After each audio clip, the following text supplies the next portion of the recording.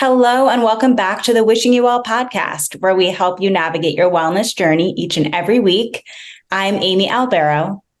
And I'm Katherine Van Eyck. We're both licensed therapists and talking to you about empty nesters this week with our guest, Kristine Gigliotti. Kristine is a therapist at Revive and also running an amazing group. But a little bit more about Kristine. She earned her master's degree in marriage and family therapy from Fairfield University. She enjoys collaborating with clients to help empower them to find their inner strength, to live a life they find fulfilling.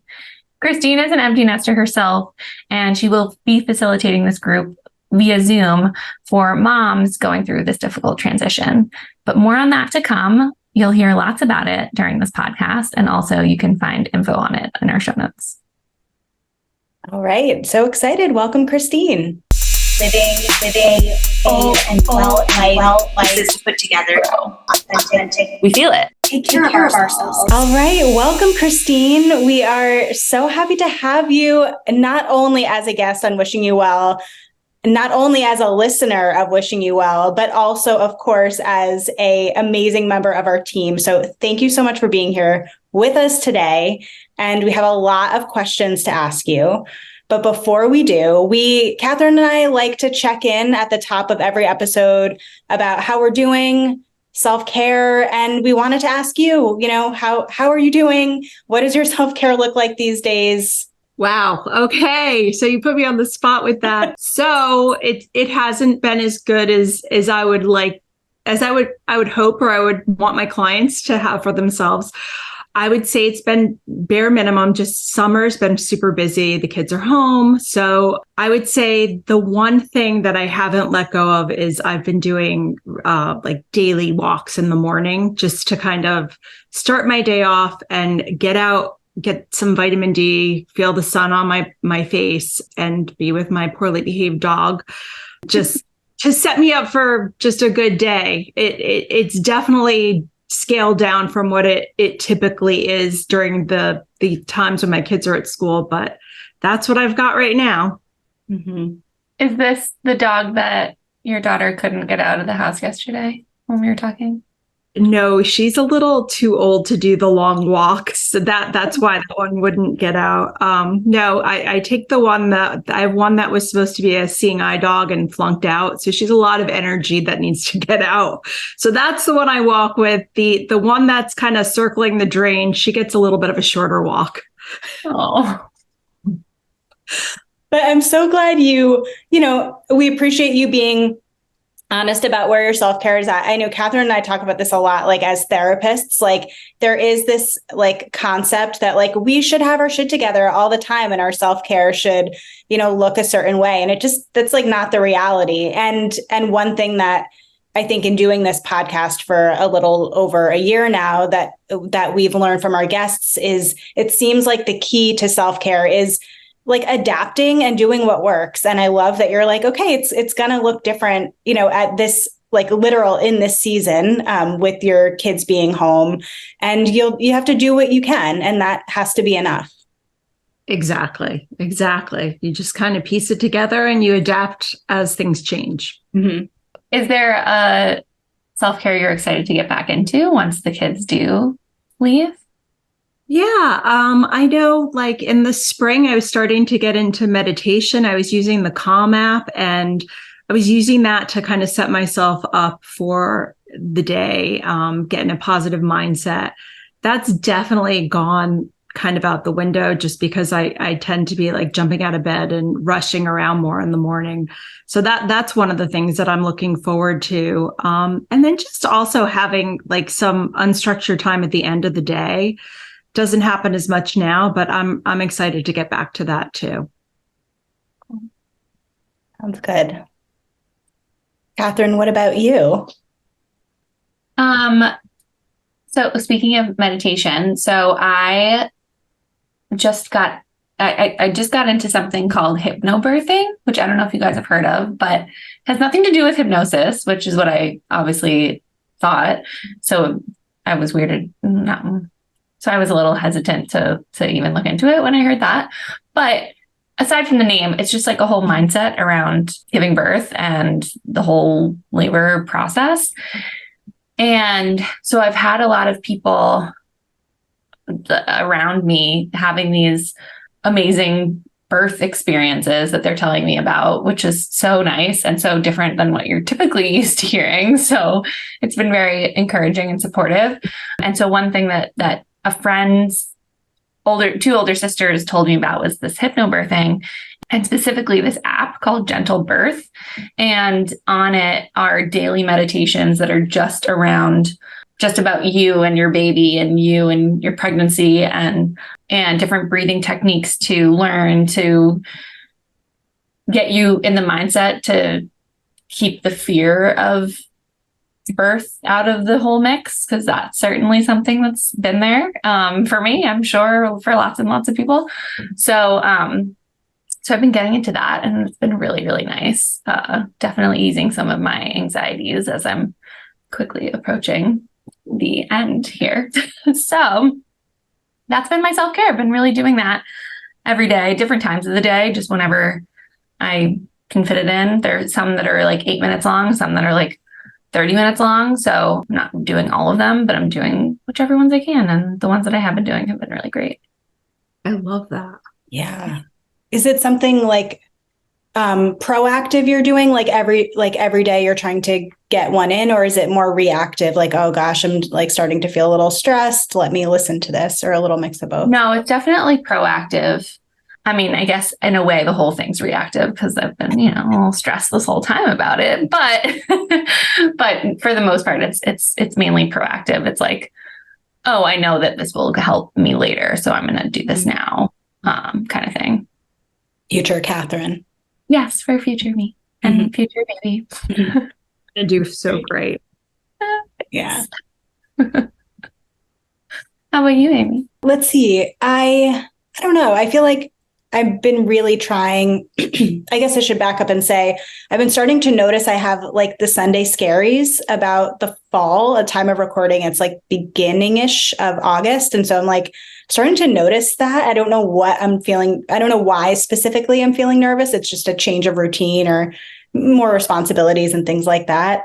And so my like anxiety, I think, feels a little bit higher.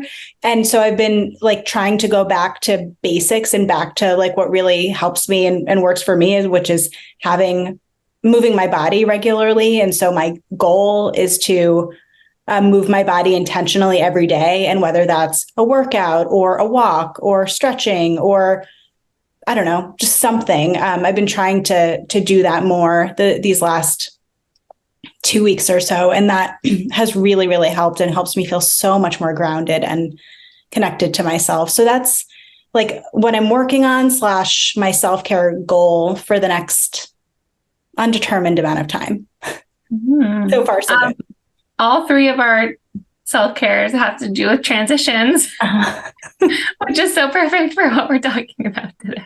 Yes, we're all talking about transitions, which is such a good transition for us to talk about what we're talking about today. But before we even get that deep, one thing that we also wanted to ask you about, and maybe it is in this part of your life, is what living a well life means to you. Self-care is just one piece of wellness and well-being, but overall, what does wellness look like for you, or how do you think of that?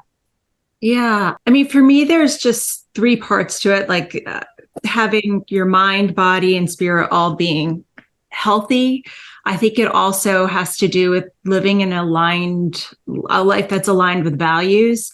One of the things that I've noticed over the past year as an empty nester, like something that's super important to my just overall wellness, is just having strong personal connections with others. Like community is so much more important than I ever even realized. I was so always focused inward on my family that I didn't even realize how important just people at work, friends, community would be. So I think for me, that's a really big part of living a well life. I feel like I've heard you say that a lot this year, like community, whether it was missing your community or being so happy to be like in community, that's been a huge piece of your transition.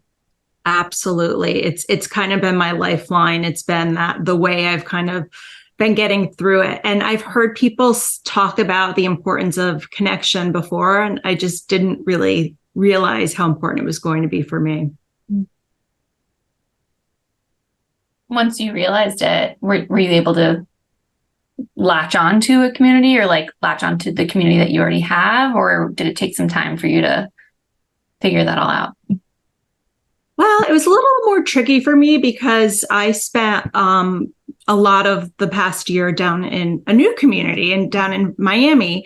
And as great as it is down there, the weather's beautiful and there's so many wonderful things. I didn't have a big community there. So I know that's one of my goals going forward. I know the past winter, like really kind of leaning into my work community, even if it was on the Friday Zooms for our group supervision, so important. And then, having friends come down to visit. And then this summer, just being able to be back up here and connecting with a lot of the moms that I raised my kids with has just been so nice. So I think it's still evolving, but it's something that I know is the key for me to just feel really balanced moving forward.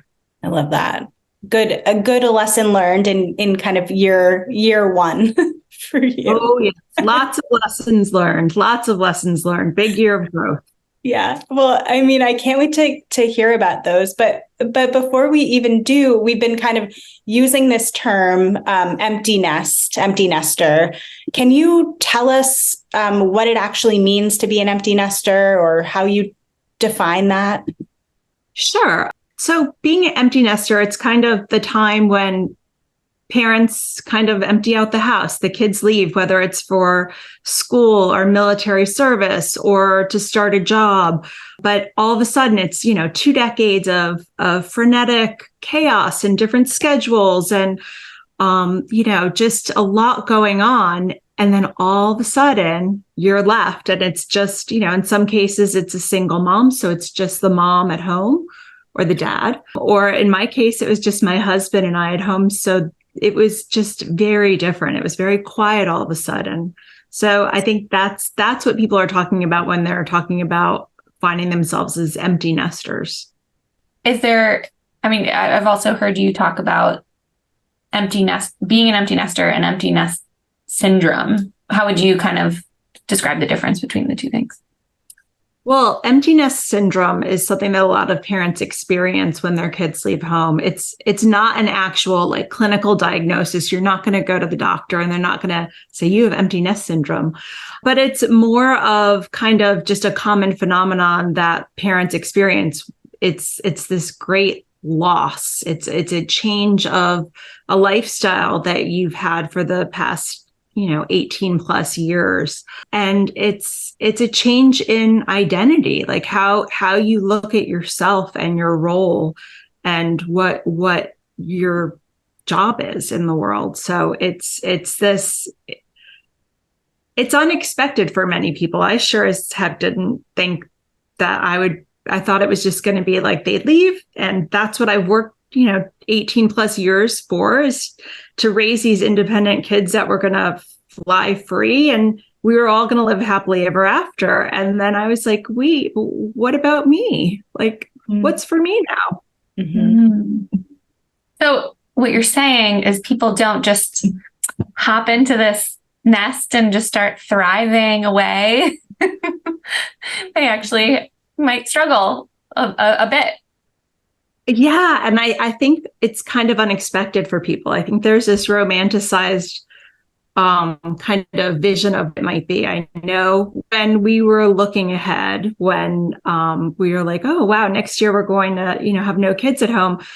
I think my husband and I had this romanticized vision of us in our 20s, we're going to stay up late and we're going to travel and we're going to, do all these fun things. And it's not really like that. Mm-hmm.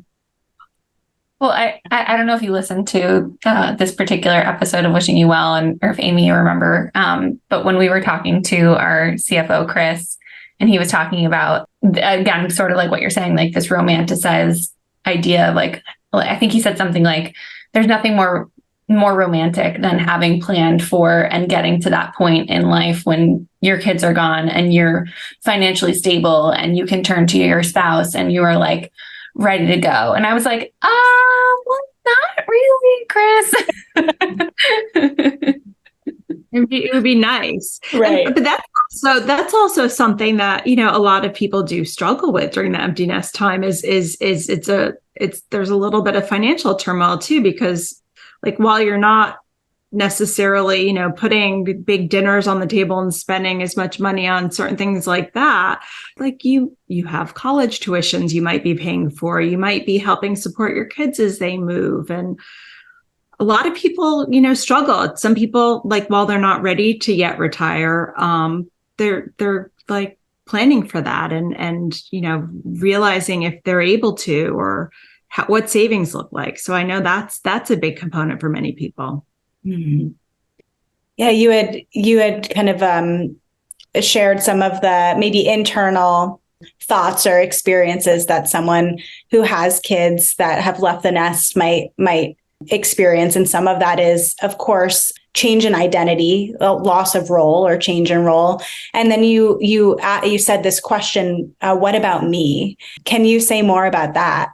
Yeah, I think, you know, for a lot of women, especially, you spend, you know, from the time, you know, you're where Catherine is, your focus, even if you are working outside of the home, women are typically, you know, tasked with the majority of, you know, the child raising, the carpooling, the planning, the vacation planner, everything, the meal planning. While, you know, we'd like to think that it's equal, it really isn't. So we're really invested in that. And then all of a sudden you go from being kind of what I call, or I guess the Kardashians call the momager, to like that, your kids don't need you to be that kind of parent to them anymore. So that part, that role is gone, and it really leaves a gaping hole. So I think the empty nest time, a lot of women have to kind of think about, what do I want next? There's so many more decades. Like, you're only raising kids for 2 decades of, if you want to say you're going to live 80 to 100 years, like that's such a small time. Mm. So what do you want the rest of the years to look like? What are your goals? Like, what do you want for yourself, for your relationship? There's so much there. And I think as women, a lot of us, you know, we put our children first for 2 decades. And then all of a sudden it's a time where you could be like, well, what I want actually matters. And what actually is that? And there's just a lot of soul searching that takes place. Mm. I'm sorry. I'm still reeling over the idea, or the fact, I guess, that you just said that it's 2 decades and that's such a small portion of a person's life. And it doesn't feel like that. I mean, just like from an outside looking in, it almost, I feel like in some ways it feels like it's marketed as like, this is like your whole life. And it's not. You're right. It is like such a small portion of that, a huge, intense portion where, you know, of course, it drastically impacts your identity and how you view yourself and what your role is. But yeah, you're right. And that's such a liberating way to look at it, is like, there's so much time, although it's probably really daunting too, to think like, oh gosh, like there's so much time. Yeah, I think a lot of people just aren't they aren't prepared for that. Mm.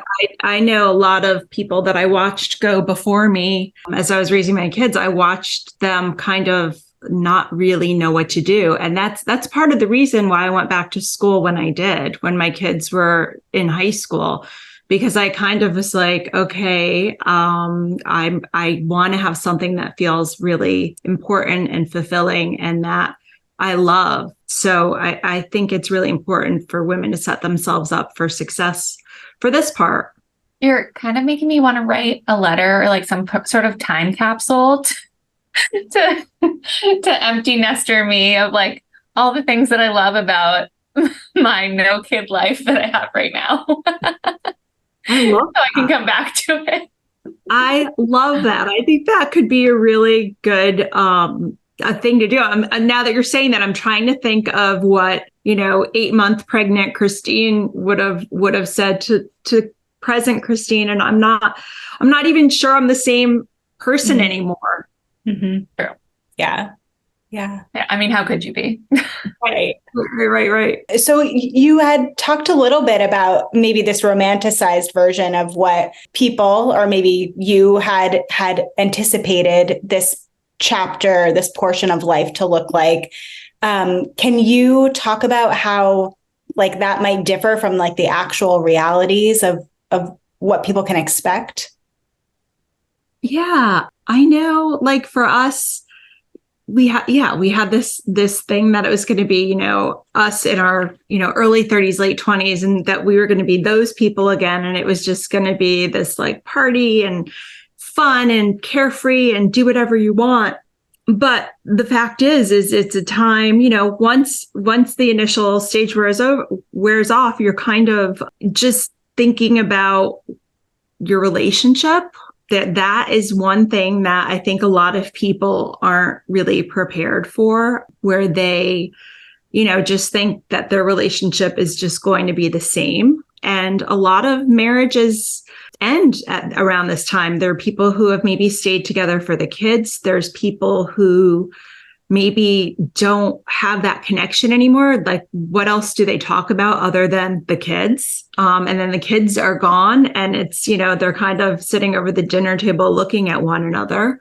And yeah, like that's a reality that I think a lot of people struggle with, on top of some of the financial realities, and on top of like just kind of knowing what to do next, like, really identifying what their next goals are for the next stage of their life. Mm-hmm. Do they want to go back to school? Do they have a hobby? Do they want to volunteer? Do they want to travel? There's just so many things that they kind of have to decide. Mm-hmm. And I feel like there are probably a lot more people who, unlike you, were like, you saw this coming. You were seeing how your life was going to change. So you thought, all right, let me figure out part of how I can manage this, how I can like mediate the just how scary that's going to be. And you were like, well, I'm going to go back to school. I'm going to do this. So I imagine that there are a lot of people that aren't thinking that all of a sudden they, drop that last kid off at school, or just all of a sudden that bedroom's empty and they're just like, oh, whoa. Not that they didn't know it was coming, but just they didn't know how they could prepare, or how important it would be to have some sort of plan, or how helpful it would be to have some sort of plan. Not that everyone needs some sort of next step. But it sounds like you got really proactive.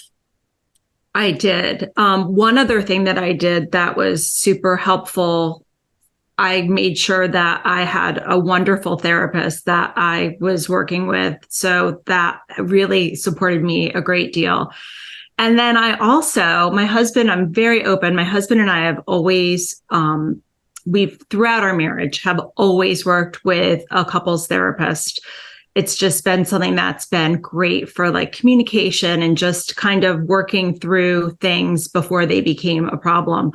And we hadn't gone in a couple of years, and I set that up for September because I knew that, we were going to have to kind of renegotiate what our marriage looked like. Like it was going to be different, and we kind of needed to work through it. And boy, did that really set us up for success. That was probably one of the best things that we could have done.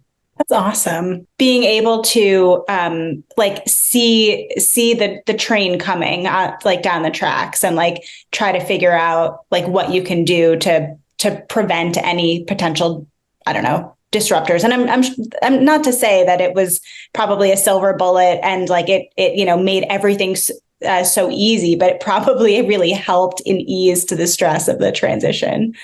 It definitely helped. And it was also probably the most challenging year of my life. Like it was both. So I can't imagine what it would have been like had I not done the things that I did to be proactive. Do you feel comfortable speaking a little bit about the challenges? Yeah. I mean, for me, it was, I definitely struggled. I definitely felt, one of the symptoms of empty nest syndrome is depression. And I definitely struggled with that this year. And thank God I had this career that I love and this community that I love. But it really was a time that I really kind of, it was hard for me to redefine my relationship with my kids, to let go and to let them, spread their wings like I had raised them to do, and to become more of a mentor and less of a manager, momager for them. So that was a really big challenge. That was probably the hardest part for me. Mm-hmm. Mm-hmm.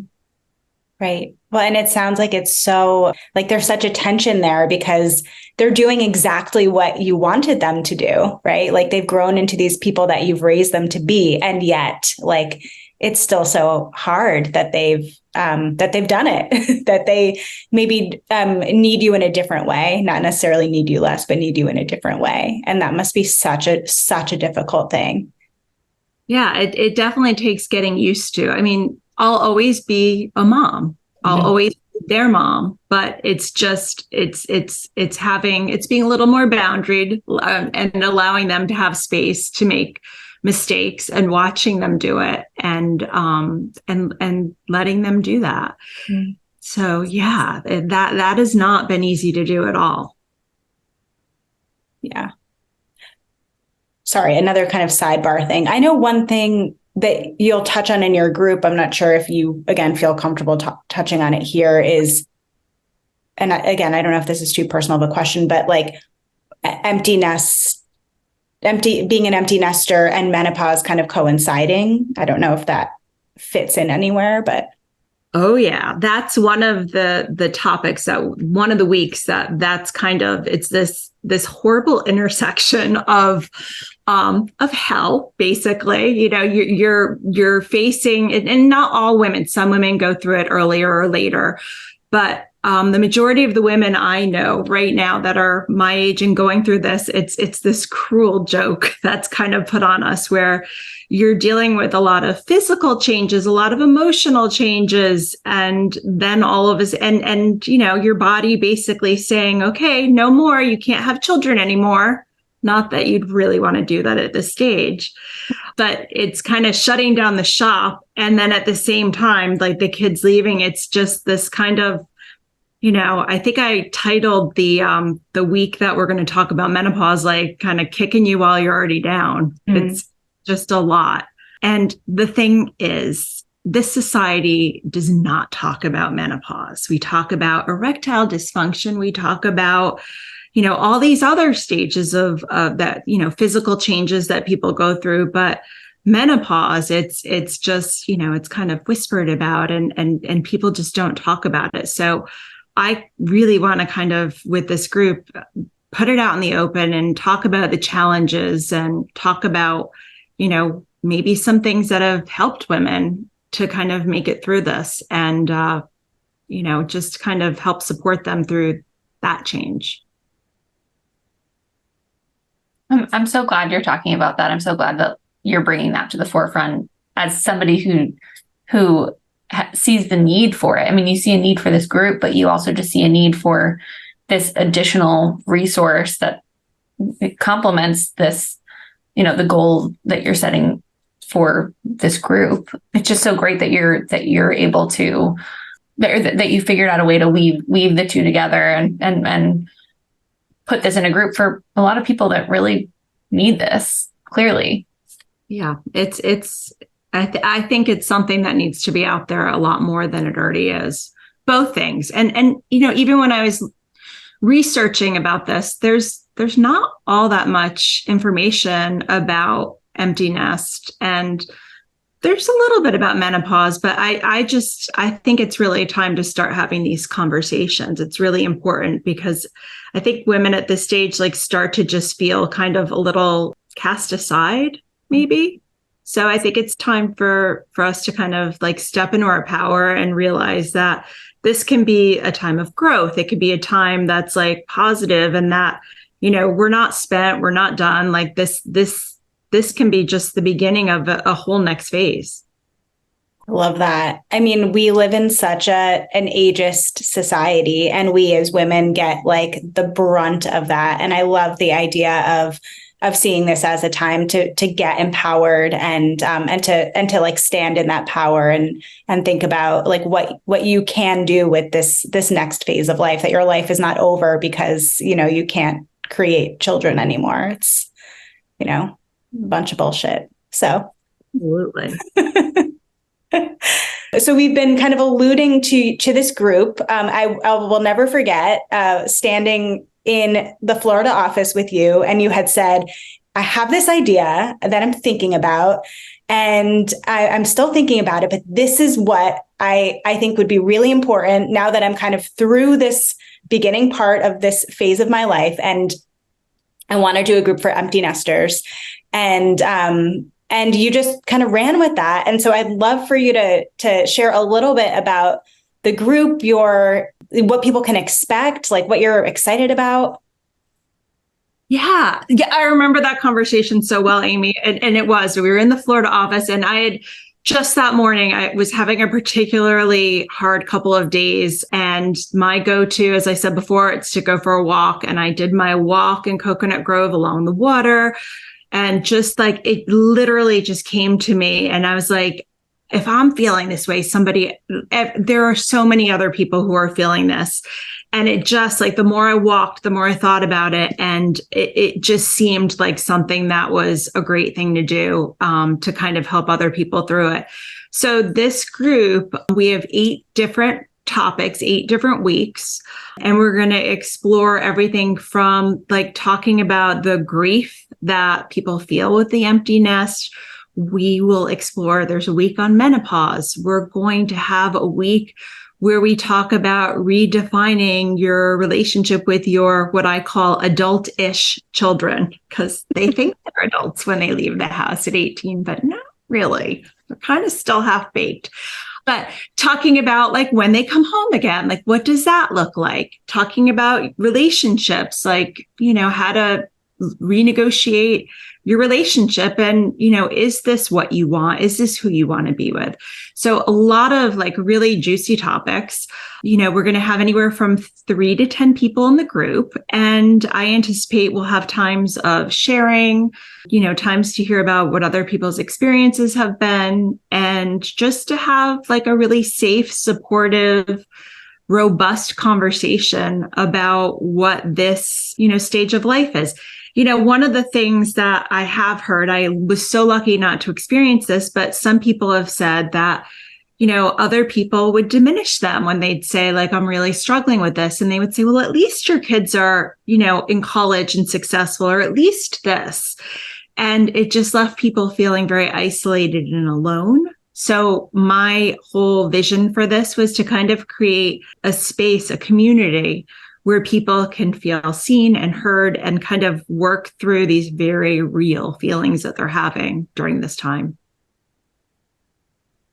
That's so annoying and so unfortunate that people are getting so invalidated on such a common experience. And it's such a common like feeling that comes along with that experience.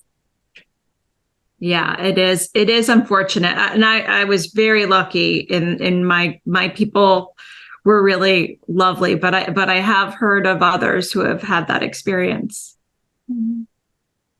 I got chills when you were describing the group and kind of what you hope it to be. I think I'm so happy. I'm so grateful that we're able to offer something like this to the community, and that you can bring your like personal and professional experience to it. I'm so excited.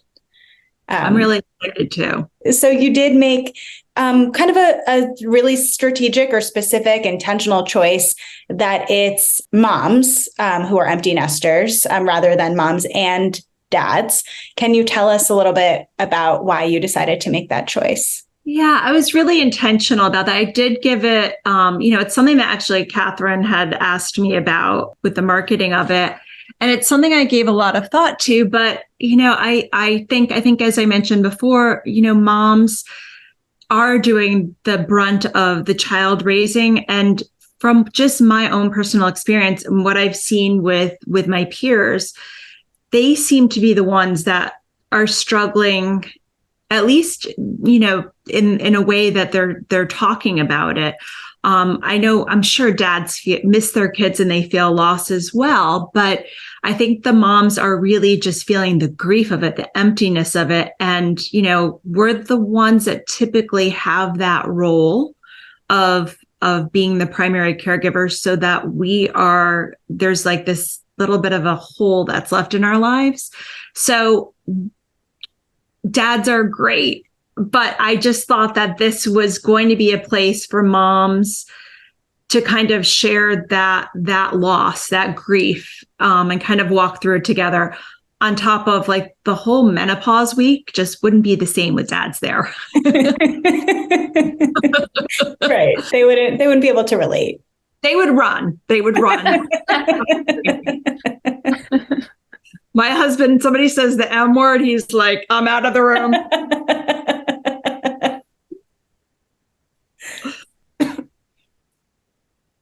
Well, you have talked a lot about the group in general. What else would you like to add about the group? Like what other people or what potential participants can expect from it? I think one other thing to know about the group is it's not all going to be, negative, like not like we will be sitting in our feelings and exploring them, and talking about grief. But there's also a lot of positive things that are gonna happen in the group. Like we'll talk about how we can kind of redefine our roles and recreate our visions for what's next. So I think it's important for people not to think that it's just going to be a bunch of sitting around and feeling sorry for ourselves. It's actually going to be, I think, really positive. And we'll spend some time creating really strong, powerful visions for our future. Work through those things together. That's cool. I'm seeing like people coming in one way, leaving another way. That's a nice visual. That's the hope. I know I wish I had somebody to walk through. Like, I wish I had something like this when I was kind of going through this last year. And while I did have a therapist and I had supportive friends, wow, would it have been amazing to have just a community where we could kind of, help build each other up and get excited about this next part. And I think it also, as you said at the beginning, in terms of your definition of kind of wellness and well-being, community has been so meaningful to you. So to be able to create or to have people be a part of a community as they kind of navigate through this, I think is awesome and so meaningful. Absolutely. I think it'll just, help people to not feel like they're the only ones, because I honestly, I felt like I was feeling it a lot harder than I ever expected to. And so I think for people to know, and everybody feels it differently. Some people, I have a friend who just, for her, it was this exciting time and she was excited to kind of let go of all of the responsibilities. And then I have some people like, I have someone I know who was like in bed for a couple of months. Mm-hmm. So I think it's a range of feelings, but boy, would it be great to normalize that and let people know that like whatever they're experiencing, it's okay. So before you had talked a little bit about how proactive you got and how being proactive is certainly helpful in planning for this huge change. What's a tip that you could give somebody who is about to drop off that last kid, or that last kid's about to leave? What's something that they might be able to do to help mitigate some of these effects? So I think one thing that's helpful, like if you're dropping kids off at school, to have something, like plan something that you can look forward to, whether it's, a special meal or visiting a special place or taking a trip. I know my husband and I, like when we dropped our daughter off, she was the second one to be dropped off. Instead of just coming home to an empty house, we, took a drive through Newport, and we spent the night there. Actually, we spent the weekend there, and like went out to a really nice dinner, and we kind of just set it up as like a romantic weekend to kind of start it. And it made it so much nicer than to just go home and look at the empty house with the dirty laundry that they left behind. So I would say that would be a tip. And another one is just to make sure that people have, some sort of support, whether it's, a therapist or friends, that they have set up for the days following when they get home from dropping kids off from school. I think those are both really helpful. So to try to, despite having like an empty nest, to not have a totally like empty calendar. I love that. Yes. To have just things, make plans with your friends, make plans to do whatever, but just exactly, because the calendar goes from carpools and, games and, banquets and graduations and, just a lot of activity to all of a sudden it's really quiet. So, use your friends that are also, the people that you raised your kids alongside, definitely reach out to those moms and make sure you set up some girls' nights or walks or just whatever so that you don't have an empty calendar. And any final words, words of wisdom, words of encouragement, or last things you think it's important for people to know about being an empty nester? I think just the last thing I would say is that while it sounds daunting and scary, it can be such a positive, robust time, time of growth, a time of renewal in your relationship, a time of new self-discovery, and like, who knows, a whole new career. So many great things to look ahead to. It's great. Awesome. Do you mind just telling listeners a little bit about the structure of, you talked about the structure, but can you just throw out the dates, throw out how people can reach you and get signed up? So the group's going to be on Wednesday, starting on September 13th from 6 to 7 p.m. on Zoom. And there will be information about how you can sign up in the show notes. Mm-hmm. Yes. And the cool thing is that you don't necessarily need to be a Connecticut resident, a Florida resident. You could join this group from wherever you're listening to us from, because it is through Zoom. So definitely make sure you check out the link that we put in our notes so you can learn more about it and get the support from the group and from Kristine. Yeah, we're so excited. I'm really excited. And thank you so much for having me. Thank you. This has been so great. Oh, it's been so much fun. Thank you again to Kristine so much for being here. And to our listeners, thank you for listening, for rating, reviewing, subscribing, following along with us on Apple Podcasts and Spotify. It means so much to us. And if this episode resonated with you, or someone who it might really connect well with, share it with them. That also helps to kind of spread the word, spread the message, and helps others start living a well life too. You can also check out our YouTube channel, Revive Center for Wellness, where we not only have great wellness content up there all the time, but we also have our weekly bonus podcast, Reactivity TV, where we're giving our therapist takes on all things trending in movies and TV. You can follow us on Instagram at Revive CFW. You can follow Catherine at Catherine Van Eyck, me at Amy Albero LCSW. Check out our website, revivecfw.com, or send us emails to wishingyouvell@revivecfw.com. Until next time, we are wishing you well.